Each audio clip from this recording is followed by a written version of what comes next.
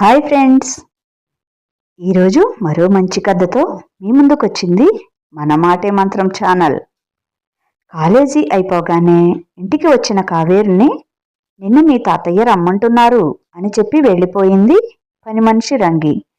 తాతయ్య కోసం ఎప్పుడూ ఎవరో ఒకరు ఇంటికి రావటం, నన్ను పరిచయం చేయటం, వాళ్ళకి నా చేత ఏదైనా సహాయం చేయటం అలవాటే. ఆ రోజు కూడా అలాగే తాతయ్య నన్ను రమ్మంటున్నారు అనుకొని నేను నా రూంలోకి వెళ్ళిపోయాను. అమ్మ గబగబా వచ్చి నన్ను మొహం కడుక్కొని త్వరగా రెడీ అయ్యి బయటికి రమ్మని చెప్పి వెళ్ళిపోయింది. ఎందుకబ్బా నన్ను రమ్మంది అనే డౌట్తోనే ఫ్రెష్ అయ్యి హాల్లోకి వెళ్ళి తాతయ్య పక్కన కూర్చున్నాను. ఏంటి తాతయ్య రమ్మన్నారు అని అడిగాను. అత్తా వాళ్ళు నిన్ను చూస్తానన్నారమ్మా, అందుకే నిన్ను పిలిచాను అని చెప్పారు. ఎవరా అత్త తాతయ్య అని అడిగాను. యమున అక్క వాళ్ళ చిన్నత్తరా, అదే మా పెదనాన్న కూతురమ్మా అని చెప్పాడు. నన్నే ఎందుకు తాతయ్య చూడటం అని అడిగాను. ఎందుకేమిటే, నిన్ను తన ఇంటికి కోడలిని చేసుకోవటానికి అంటూ నాన్నమ్మ వచ్చింది. పెళ్లి మాట వినగానే నా గుండెల్లో రాయి పడ్డట్టయింది. అప్పుడే నాకు పెళ్లి వద్దు తాతయ్య, నేను చదువుకుంటాను అని తాతయ్య దగ్గర గారాలు పోయాను. అది కాదమ్మా, నాన్న ఆరోగ్యం బాగాలేదు కదా, మరి అలాంటప్పుడు నీ పెళ్లి వాడు ఉన్నప్పుడు జరిగితే వాడికి కూడా మనసు కుదుట పడుతుంది అని ఏదో సముదాయించటానికి ప్రయత్నం చేస్తున్నారు. ప్లీజ్ తాతయ్య, నాన్నకి ఏమీ అవ్వదు, నాకు మాత్రం ఇప్పుడప్పుడే పెళ్లి వద్దు తాతయ్య అని కళ్ళమ్మట వచ్చే నీళ్లని తుడుచుకుంటూ అన్నాను. నాన్నమ్మకి కోపం వచ్చింది. నీ పెదనాన్న కూతురికి నీకన్నా చిన్నగా ఉన్నప్పుడే కదా పెళ్లి చేసింది, నువ్వెందుకు ఇన్ని వేషాలు వేస్తున్నావు అని కసిరింది నాన్నమ్మ. నువ్వుండు రాజ్యం, నేను మాట్లాడతాను కదా, నువ్వెళ్ళి కాంచన్న రమ్మని చెప్పు అని నానమ్మని పంపించేశారు తాతయ్య. నానమ్మ వెళ్ళిపోగానే తాతయ్య నా కన్నీళ్లు తుడిచి, చూడమ్మా, నాకా వయసు అయిపోతుంది, మీ నాన్న ఎన్నాళ్ళు బ్రతుకుతాడో తెలియదు అని తాతయ్య అనగానే గట్టిగా ఏడ్చేశాను. అమ్మ కూడా వచ్చి నాతో ఏడుపుకి గొంతు కలిపింది. నువ్వు కూడా ఏమిటమ్మా పద్మావతి, అన్నీ తెలిసిన దానివి, నువ్వే ఇలా ఏడిస్తే ఎలా చెప్పు, ఊరుకో అని తాతయ్య అమ్మని ఓదార్చారు.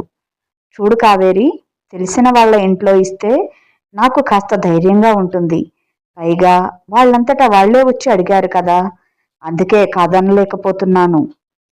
ఒకసారి అబ్బాయిని చూడు, నీకు నచ్చకపోతే వద్దులే, సరేనా అని అంటూ తాతయ్య నన్ను గుండెలకి హత్తుకున్నారు. చూడు, అక్క ఉంది కదా, పెద్ద బావ కూడా ఉన్నాడు కదా, మరేమీ పర్లేదు, అక్క చెల్లెళ్ళు ఇద్దరూ ఎంచక్కా కలిసి ఉండొచ్చు అని నచ్చ చెప్పారు. ఒక్కసారి అమ్మను చూశాను. ఏం చేయనమ్మా అని. నా చేతిలో కూడా ఏమీ లేదు అన్నట్టు బేలగా నాకేసి చూసింది. కన్న తండ్రి సరిగ్గా లేకపోతే ఎవరు మాత్రం ఏమి చేస్తారు, నా తండ్రే బాగుండి ఉంటే నన్ను చదువుకోనిచ్చేవారు కదా తాతయ్య అని ఏడుస్తూ అన్నాను. ఊరుకోమ్మా, మన చేతిలో ఏముంది చెప్పు, నాకు మాత్రం నీ మీద ప్రేమ లేదా చెప్పు, ఈ ముసలి ప్రాణం ఎన్నాళ్ళు ఉంటుందో తెలీదు, నేను పోయిన తర్వాత మీరంతా అనాథలు అవుతారేమో అని నా బాధ. ఎంతమంది బాబాయిలు ఉన్నా మిమ్మల్ని పట్టించుకుంటారన్న నమ్మకం లేదు తల్లి, అందుకే తొందరపడుతున్నాను. చూస్తూ చూస్తూ ఈ పసివాళ్ళని అన్యాయం చేయలేక ఈ పెళ్లి జరిపించాలి అనుకుంటున్నాను. తమ్ముళ్ళిద్దరూ ఎలాగో అలాగా చదువుకొని పైకి వస్తారు. నా బెంగంతా నీపైనే తల్లి. మామయ్య లేకపోయినా బావనే వదిన పెళ్లి చేశాడు. కష్టపడే మనస్తత్వం ఉన్నవాడు, ఎప్పటికైనా ఉన్నత స్థితికి వస్తాడు అనే నమ్మకం నాకు ఉంది. నా మాట గుర్తుంచుకో కావేరి, బావ ఎప్పటికైనా గొప్పవాడవుతాడు అని అన్నారు తాతయ్య. సరే తాతయ్య అని చెప్పి కళ్ళనీళ్లు తుడుచుకున్నాను. కాంచన అత్తయ్య రాగానే అత్తయ్యని పలకరించాను. నన్ను పక్కన కూర్చోబెట్టుకొని నన్ను కింద నుండి పైకి చూసి, బావని చేసుకుంటావా అని అడిగింది. తాతయ్య ఇష్టం అని చెప్పి అమ్మని చూశాను. చిన్నపిల్ల కదా కాంచన, మనం ఎలా అంటే అలా అని నాన్నమ్మ నన్ను లోపలికి పంపించింది. కావేరి లోపలికి వెళ్ళాక, చెప్పు బాబాయ్, ఎంత కట్నం ఇస్తావు అని అడిగింది కాంచన. నీకు తెలియంది ఏముంది కాంచన, యమునకి ఎంత ఇచ్చామో దీనికి కూడా అంతే అని కావేరి తాతయ్య అంటారు. అదేంటి బాబాయ్, 3 ఏళ్ల క్రితం జరిగిన పెళ్లికి ఇప్పటికీ ఒకటే అంటే ఎలా అని అన్నది కాంచన. నీకు తెలియందేముందమ్మా, నీ తమ్ముడి పరిస్థితి తెలియనిదా చెప్పు. పెళ్లి మాత్రం ఘనంగా చేస్తాను, సరేనా అని అంటారు కావేరి తాతయ్య. సరే బాబాయ్, మరి నిశ్చితార్థానికి పెళ్లి ముహూర్తాలు పెట్టి కబురు చేస్తాను అని అన్నది కాంచన. ముందు క్రాంతిని వచ్చి కావేరితో మాట్లాడమని చెప్పు అని అంటారు కావేరి తాతయ్య. సరే అని చెప్పి వెళ్ళిపోతుంది కాంచన. కావేరి ఇంట్లో కావేరి తాతగారి పేరు రఘురామయ్య, ఆయన భార్య రాజ్యలక్ష్మి. వారికి ఎన్నో వ్యాపారాలు ఉన్నాయి. కట్టెల మండి, బట్టల వ్యాపారం, పెయింట్ ఫ్యాక్టరీ, మెడికల్ షాప్. వారికి 4 కొడుకులు, ఒక్కతే కూతురు. పెద్ద కొడుకు దశరథ్ ఎప్పుడూ తండ్రి మాట వింటూ చెప్పిన పని చేసుకుంటూ ఉండేవాడు. ఆయన భార్య సుజాత. వారికి 1 కూతురు, 2 కొడుకులు. వారి కూతుర్ని సొంత చెల్లెల కొడుక్కి ఇచ్చి ఘనంగానే చేశారు పెళ్లి. 2 కొడుకులకి పెళ్లిళ్ళయ్యాయి, ఉద్యోగాలు చేసుకుంటూ ఉన్నారు. రెండో కొడుకు మోహన్ అనారోగ్యంతో బాధపడుతున్నాడు. గత 8 సంవత్సరాలుగా ఎన్ని చోట్ల వైద్యం ఇప్పించినా తగ్గకపోవటంతో ఆశ వదులుకున్నారు. అతని భార్య పద్మావతి. వారికి 1 కూతురు, 2 కొడుకులు. మూడో కొడుకు కృష్ణ నాన్నగారి వ్యాపారాలు చూసుకుంటున్నాడు. అతని భార్య కృష్ణవేణి. వారికి 3 కూతుళ్ళు. 4గో కొడుకు నరేందర్ తండ్రి వ్యాపారాలు చూసుకుంటున్నాడు. అతని భార్య సుశీల. వారికి 2 కొడుకులు. కూతురు కళావతి, ఆమె భర్త గోపాలం. వారికి 2 కొడుకులు. 1 కూతురు కళావతి. పెద్ద కొడుకైన రమేష్ పై చదువులకని అమెరికా వెళ్ళి అక్కడే ఒక అమ్మాయిని చూసి ప్రేమించి పెళ్లి చేసుకొని అక్కడే స్థిరపడిపోయాడు. చిన్న కొడుకు కూడా ఏం చేస్తాడో అనే భయంతో పెద్దన్న కూతురైన యమునని తన చిన్న కొడుకు నరేష్కు చేసుకుంది. పెద్ద మనమరాలంటే అమితమైన ప్రేమ ఉన్న రాజ్యలక్ష్మి కట్నాలు కానుకలు బాగానే ముట్ట చెప్పింది. పైగా తన కూతురింటికే పంపుతున్నాను కదా అని కూడా ఎక్కువే ఇచ్చి పంపించింది. కాంచన వెళ్ళిపోయిన గంటకు ఇంట్లో గొడవలు మొదలయ్యాయి. ఇంకెందుకండి కట్నాలు కానుకలు, నా కూతురికి ఇచ్చినంత ఎలా ఇస్తారు అని ఇంటికి పెద్ద కోడలైన సుజాత దీర్ఘాలు మొదలుపెట్టింది. రాజ్యం కూడా పెద్ద కోడలికి వత్తాసు పలకటంతో రఘురామయ్య ఒంటరి వాడయ్యాడు. దానితో ఇంట్లో గొడవలు మొదలయ్యాయి. అసహనంగా గదిలోకి వెళ్ళిపోయారు రఘురామయ్య. ఎంత కష్టపడి ఇంత ఆస్తి సంపాదించాను, నా కావేరమ్మకి పెట్టడానికి వీళ్ళందరి అభిప్రాయం నేను తీసుకోవటం ఏంటి? ఇదంతా నా ఆస్తి, నాకు నచ్చినంత నేను ఇస్తాను. మోహన్ ఇలా అవటానికి కారణం ఎవరు? నా భార్య కదూ. వాడిని పట్టించుకోకుండా వాడిని వాడి కర్మకి వదిలేసి అలా ఎలా ఉండగలుగుతుంది? కనీసం వాడి పిల్లల కోసమైనా ఆలోచించకుండా ఇలా బాధ్యతారహితంగా ఉంటే ఈ సంసారాన్ని ఎలా చక్కదిద్దుతుంది? నేను సంపాదించిన పేరు ప్రతిష్టలు ఏమవుతాయి? ఇన్నాళ్ళు దానాలు ధర్మాలు చేసినప్పుడు పల్లెత్తు ఒక్క మాట కూడా అనని నా భార్య ఎందుకు ఇలా ప్రవర్తిస్తుంది? ఇలా ఇంకెవరైనా మాట్లాడి ఉంటే నేను సహించేవాడినే కాదు. భర్త అలా ఉన్నా పిల్లల మొహం చూసి బతుకుతోంది. పుట్టింటిలో ఆస్తి తక్కువై ఉందా ఏమైనా? నా మాటకి గౌరవం ఇచ్చి ఇక్కడే ఉన్న పద్మావతికి నేను అండగా ఉండాలి కదా. ఎవరు ఏమన్నా సరే కావేరికి ఏ లోటు రానివ్వను. ఎవరైనా ఎక్కువ మాట్లాడితే సగం ఆస్తి కావేరి పేర రాసేస్తాను. ఏమనుకుంటున్నారు? ఇలాంటి ఆలోచనలతో ఎప్పటికో నిద్రలోకి జారుకున్నాడు. రాజ్యలక్ష్మి, దశరథ, సుజాతలతో కూర్చొని కావేరి పెళ్లి విషయమే మాట్లాడుతున్నది. ఏమిటత్తయ్య, నా భర్త ఎంత చేస్తున్నాడు? ఎప్పుడూ మామయ్య గారితోనే ఉంటూ చేదోడు వాదోడుగా నిలబడి ఎంత చేస్తున్నారు? ఆయన చదివిన చదువుకి ఎంత పెద్ద ఉద్యోగం వచ్చేది? నేను కూడా వచ్చినప్పటి నుండి ఎంత చేశాను? అలాంటిది నా కూతురి కట్నం, ఆ మోహన్ కూతురి కట్నం ఒకటేలా ఉంటుంది అంటే నేను ఒప్పుకోను అని దొంగ ఏడుపు నటిస్తూ చెప్పింది. నువ్వేమీ బాధపడకమ్మా, నేను చెప్తానులే మీ మామయ్య గారికి అని సముదాయించింది. మా మంచి అత్తయ్య అంటూ దశరథ్, సుజాత లోపలికి వెళ్ళిపోయారు.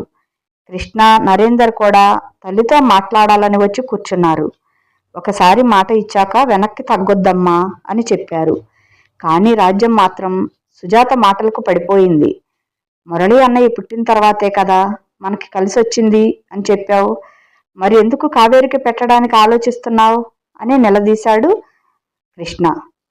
పైగా పద్మ వదిన ఇంటెడు చాకరీ చేసుకొస్తుంది, ఆమెకైనా ఒక తృప్తి ఉంటుంది, ఇంకేమీ ఆలోచించకు అని చెప్పి కృష్ణ వెళ్ళిపోయాడు. అమ్మా, నువ్వేమీ ఆలోచించకు, అన్ని పనులు నేనే దగ్గరుండి చేసుకుంటాను, కావేరి పెళ్లి ఘనంగా చేస్తాను అని హామీ ఇచ్చి వెళ్ళిపోయాడు. ఏమి చేయాలో అర్థం కాక గదిలోకి వెళ్ళి భర్తను చూసింది. నిద్రపోయాడు అనుకొని తను కూడా నిద్రపోయింది. రఘురామయ్యని దూరం పెట్టింది రాజ్యం. సరే, ఎవరేమైనా అనుకోండి, నేను చేసేది చేస్తాను అని దృఢంగా నిశ్చయించుకున్నాడు. పెద్ద కొడుకుని తీసుకెళ్లి బంగారం తెచ్చి కావేరికి కావలసిన నగలు చేయమని పురమాయించాడు. 2 రోజుల్లో క్రాంతిని, చిన్న కొడుకుని, పెద్ద కూతురు అల్లుడిని, చిన్న కూతుర్ని తీసుకుని వస్తాను బాబాయ్ అని కాంచన కబురు పెట్టింది. కావేరి పెళ్లి చూపులకి కావలసిన ఏర్పాట్లన్నీ చేశారు. కాంచన తన పిల్లల్ని తీసుకొని వచ్చింది. కావేరిని అందంగా రెడీ తీసుకుని బయటికి తీసుకొచ్చింది పద్మావతి. క్రాంతిని చూడటం మొదటిసారి కాకపోయినా ఈరోజు క్రాంతిని చూడాలంటే కొంచెం బిడియంగానే ఉంది కావేరికి. ఇంత పెద్ద కుటుంబంలోకి వెళ్ళాలంటే చాలా భయంగా ఉంది. 2 ఆడబిడ్డలు, ఒక మరిది అంటే చాలా పెద్ద రెస్పాన్సిబిలిటీ అని గుర్తుకు రాగానే కళ్ళమ్మట నీళ్లు ఆగలేదు. ఇద్దరినీ ఒకసారి పక్కపక్కన నిలబడి చూద్దామమ్మా అని క్రాంతి పెద్ద చెల్లెలు స్వర్ణ అడిగింది. అప్పుడు కూడా తలెత్తి చూడలేకపోయింది కావేరి క్రాంతిని. తాతయ్య ఎంత గారాబం చేసినా ఆడపిల్లల్ని చాలా కంట్రోల్లో పెంచారు. యమున పెళ్లిలో కూడా ఎవరితోనూ పరిచయం లేదు.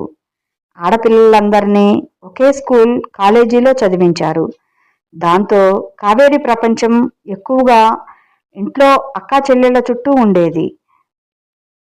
బయటికి వెళ్ళటం అనేది నిషిద్ధం. వెళితే అమ్మమ్మ ఇంటికి, లేదంటే ఇల్లే ప్రపంచం. నోరు తెరిచి ఒక్క మాట కూడా మాట్లాడటం లేదు.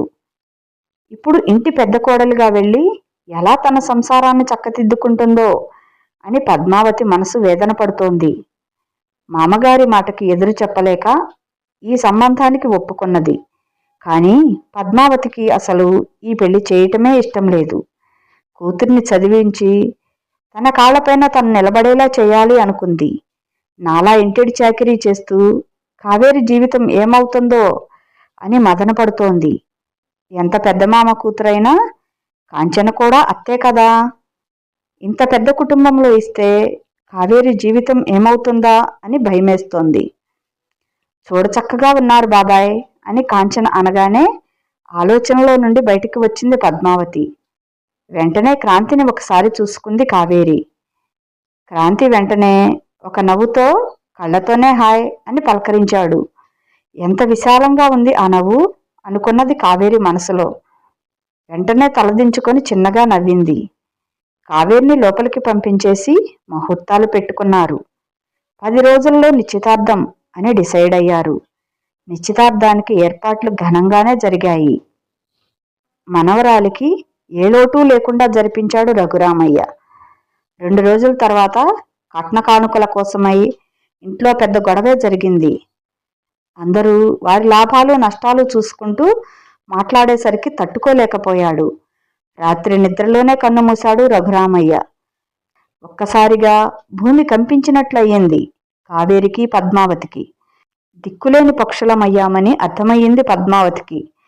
ఇంట్లో వాళ్ళ సూటీపోటీ మాటలకి పద్మావతి మనసు నలిగిపోయింది.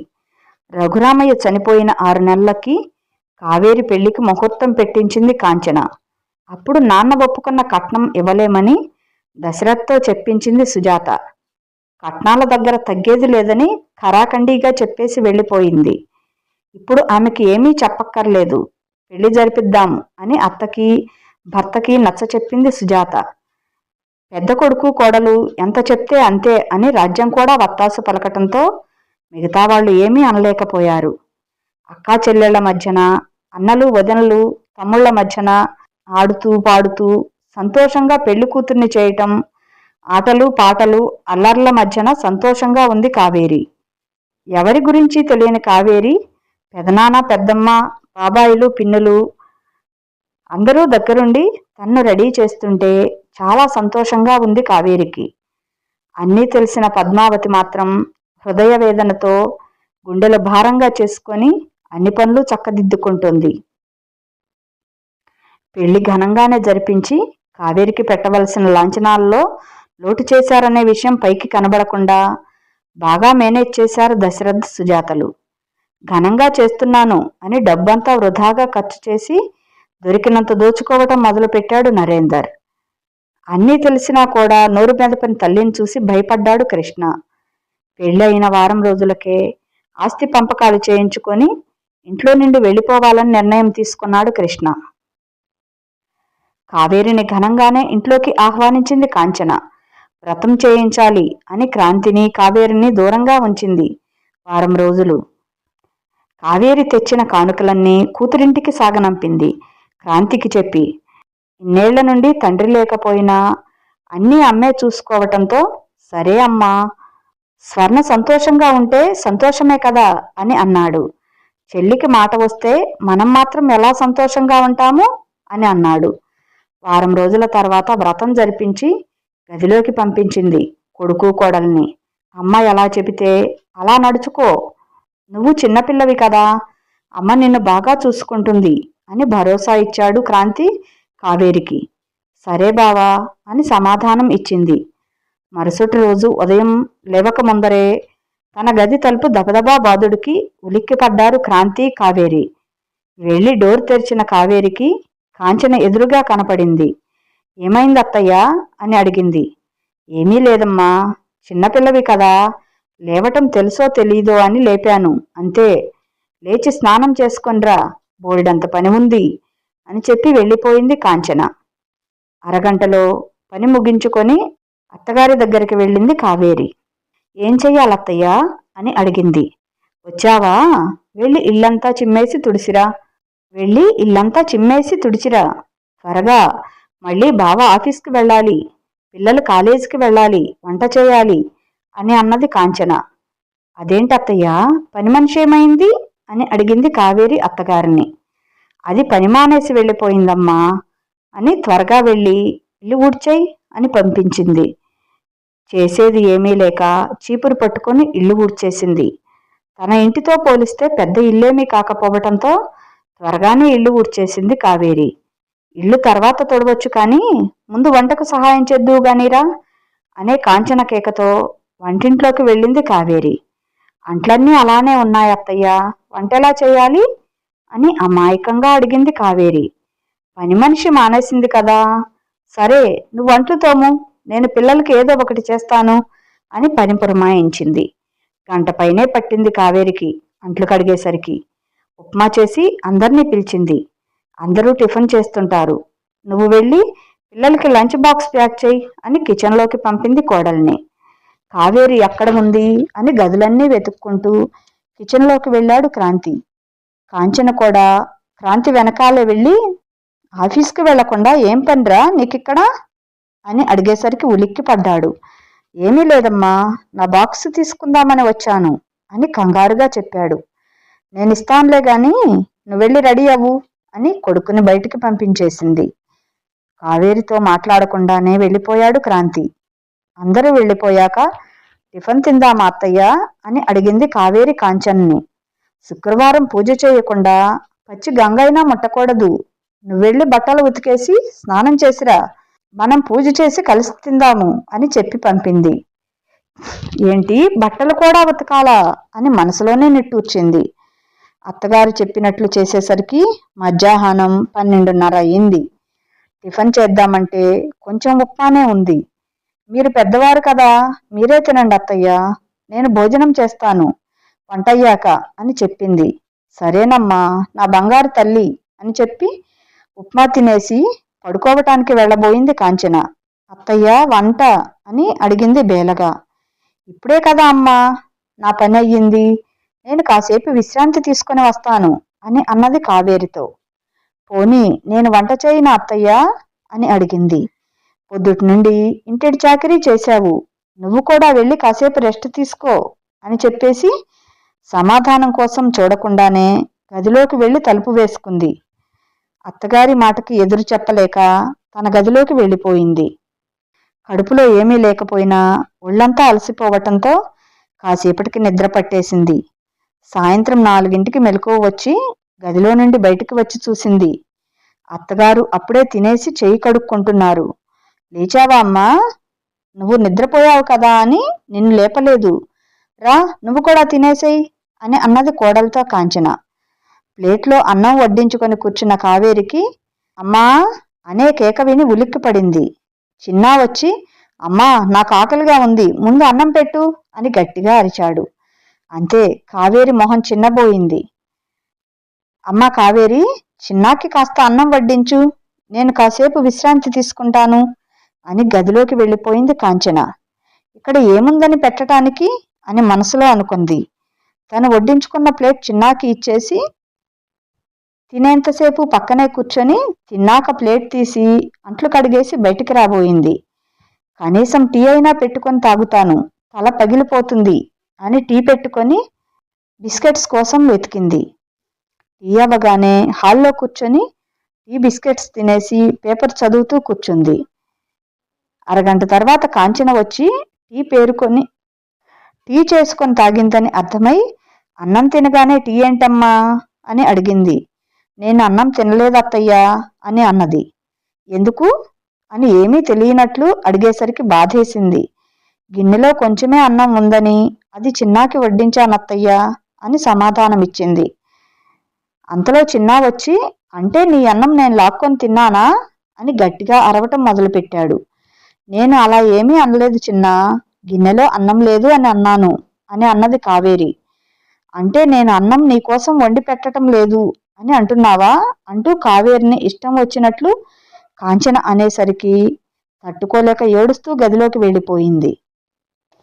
క్రాంతి ఇంటికి రాగానే జరిగింది చెప్పేయాలని అనుకున్నది కావేరి. కానీ క్రాంతి రాగానే చిత్రం చూపించారు తల్లి కొడుకులు కలిసి. చిన్నాకి అన్నం పెట్టి కావేరి ఎన్ని మాటలు అన్నదో తెలుసా క్రాంతి? నేను నీ పెళ్ళానికి టిఫిన్ పెట్టలేదంట, అన్నం కూడా పెట్టడం లేదు అని చిన్నాకి ఉన్నవి లేనివి చెప్పి నా నుండి చిన్నాని దూరం చేయాలని చూస్తుంది అని క్రాంతి బుర్రకి ఎక్కించింది. ఎప్పుడూ లేనిది తన తల్లి ఇలా కన్నీరు పెట్టుకుని ఏడవటం చూసిన క్రాంతి మనసు చెలించిపోయింది. కావేరి కూడా చిన్నపిల్లనే కదా, అలా చేయటం సబబు కాదని నచ్చ చెబుదాంలే అని తల్లిని ఓరడించాడు. గదిలోకి వెళ్లిన క్రాంతికి కావేరి నిద్రపోవటం గమనించి కోపం వచ్చింది. ఇంట్లో గొడవలు పెట్టి హాయిగా నిద్రపోతుందా? అంటే అమ్మ చెప్పింది నిజమే అన్నమాట.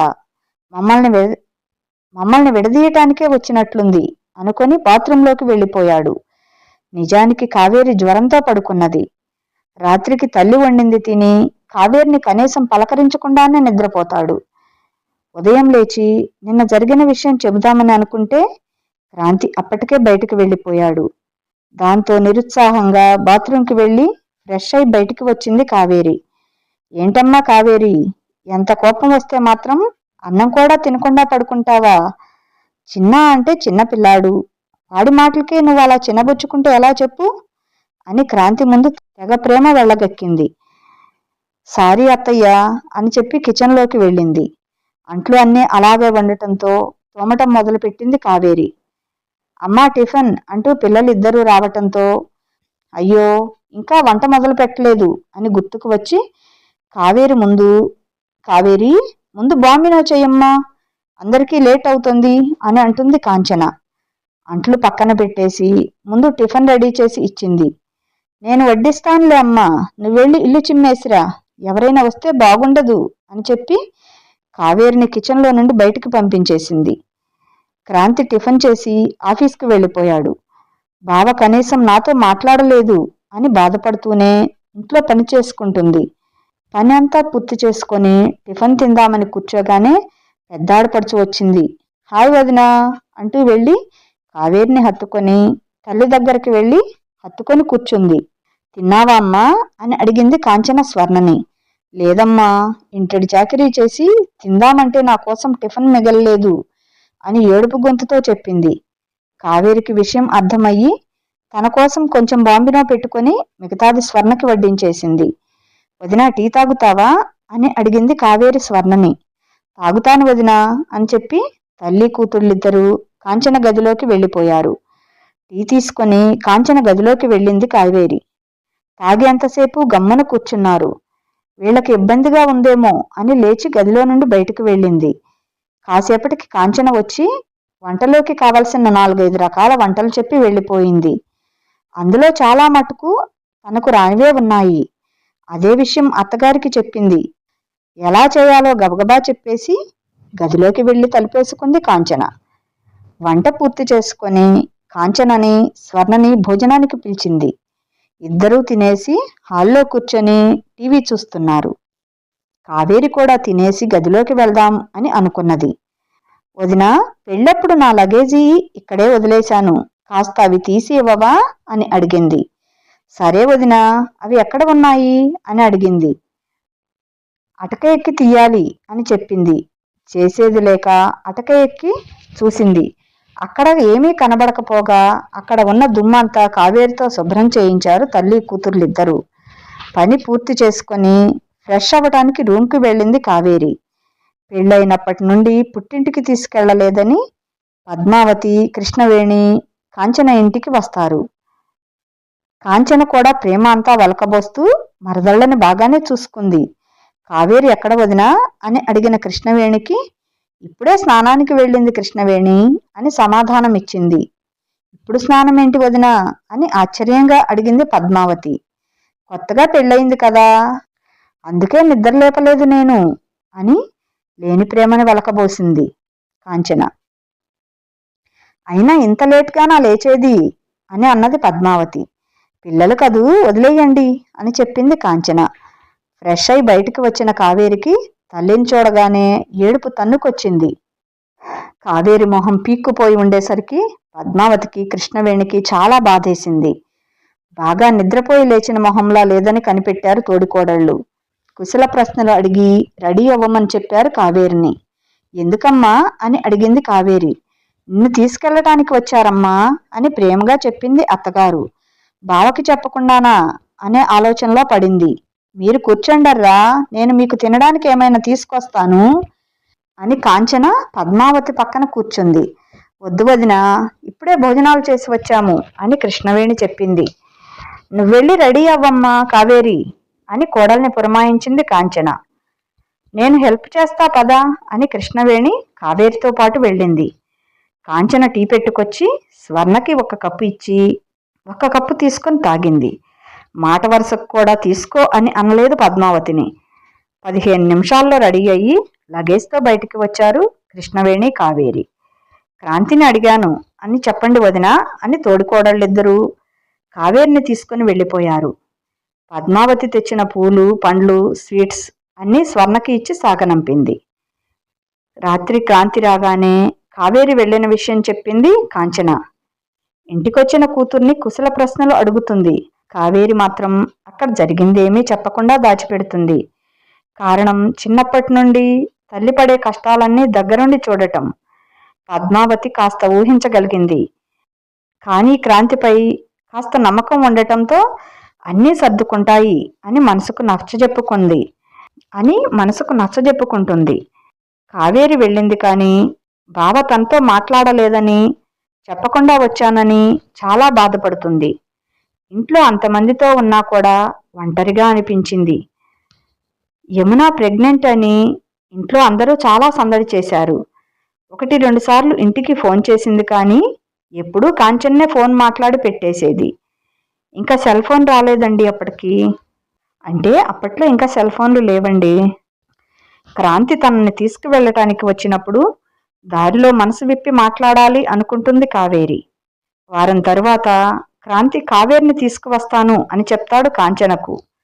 సరేరా, నువ్వు ఒక్కడివే వెళ్ళకు, స్వర్ణని కూడా తీసుకెళ్ళు అని చెప్పి అలానే పంపిస్తుంది. స్వర్ణని చూడగానే చిన్నబుచ్చుకుంది కావేరి మనసు. వాళ్ళిద్దరినీ పలకరించి బావని తీసుకొని తన గదిలోకి వెళ్ళాలి అనుకుంది. కానీ స్వర్ణ క్రాంతిని అసలు వదలకపోయేసరికి ఆశ వదులుకుంది. రాత్రి భోజనం చేసుకొని ముగ్గురు ఇంటికి బయలుదేరారు. అన్నయ్య, ముందు వదిన్ని ఇంటి దగ్గర వదిలిపెట్టేసిన తర్వాత నన్ను మా ఇంట్లో వదిలిపెట్టు అన్నయ్య అని చెప్పింది.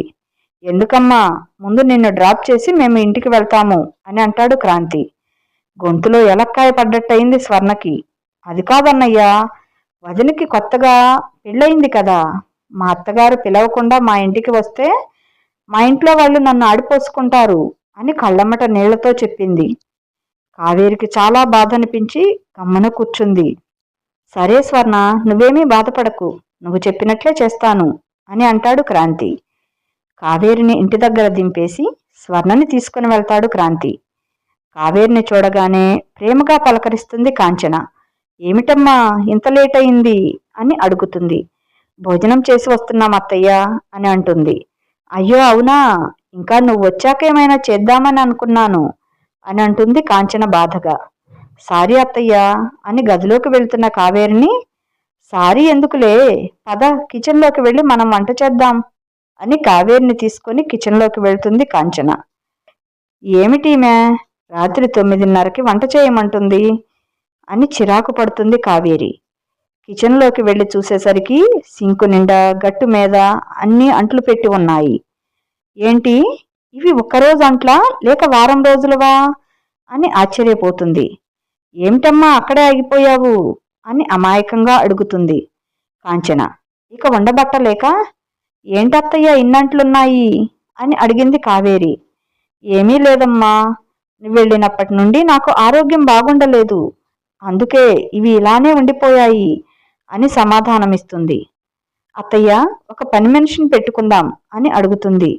నేను కూడా చూస్తున్నానమ్మా అని చెప్తుంది కాంచన. చేసేది లేక అంట్లు తోముతూ ఉండిపోయింది కావేరి. ఈ లోపల క్రాంతి రావటం, గదిలోకి వెళ్ళి నిద్రపోవటం జరిగిపోయింది. రాత్రి 11 అయ్యింది అంట్లు కడిగేసరికి. అప్పుడు తన లగేజ్ తీసుకొని గదిలోకి వెళ్ళింది. క్రాంతి పడుకోవటం చూసి అతన్ని డిస్టర్బ్ చేయకుండా డ్రెస్ మార్చుకొని తాను కూడా నిద్రపోయింది.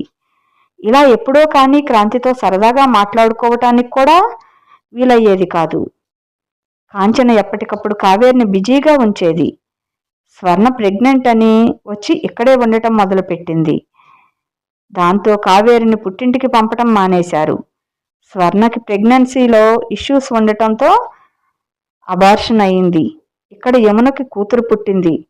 అయినా సరే పుట్టింటికి పంపరు. ఫంక్షన్కి వెళ్దాంలే అని అంటుంది కాంచన. చేసేది లేక సరే అని ఊరుకుంటుంది. యమున భర్త రాజేష్ క్రాంతికి నామకరణానికి రమ్మని పిలవటంతో రావటానికి సరే అంటాడు. క్రాంతి ఇంటిల్లిపాది బాగా లేటుగా బయలుదేరతారు. వచ్చిన బంధువులందరూ భోజనాలు కూడా మొదలు పెట్టాక చేరుకుంటారు కావేరి వాళ్ళు.